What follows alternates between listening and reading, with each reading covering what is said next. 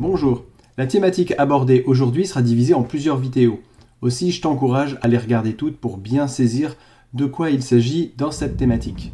Aujourd'hui, je voudrais te parler du chapitre 9 du livre de Daniel. Après avoir vu Daniel 2, Daniel 7 et Daniel 8, les différentes visions et les différentes explications qui ont été données à Daniel, nous arrivons à Daniel 9, où la première partie de ce chapitre correspond à une prière de repentance, de confession et d'appel au pardon de Dieu vis-à-vis du peuple d'Israël qui s'était rendu infidèle. À la fin de sa prière, Daniel reçoit la visite de l'ange Gabriel lui-même, celui qui était venu lui expliquer la vision précédente concernant le bouc, le bélier et les 2300 soirs et matins et la purification du sanctuaire, sans pour autant lui donner l'explication de ces 2300 soirs et matins et de la purification du sanctuaire. Justement, dans le chapitre 9 de Daniel, l'ange Gabriel l'informe qu'il vient lui expliquer ces 2300 soirs et matins et cette purification du sanctuaire au travers d'une prophétie. Et pour ce faire, il lui annonce que 70 semaines ont été retranchées de ces 2300 soirs et matins. Là-dessus, l'ange Gabriel lui indique qu'à partir de la promulgation de la reconstruction de la ville de Jérusalem,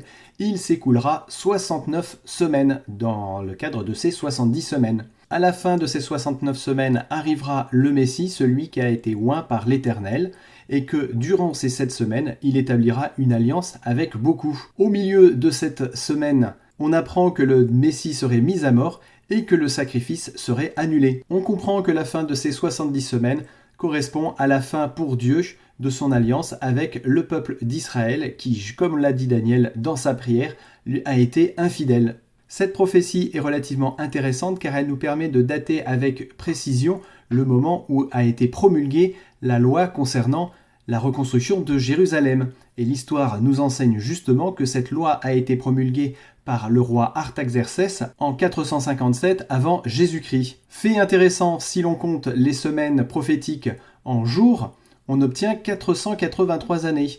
Et lorsque l'on ajoute 483 années à moins 487, on obtient l'année 27.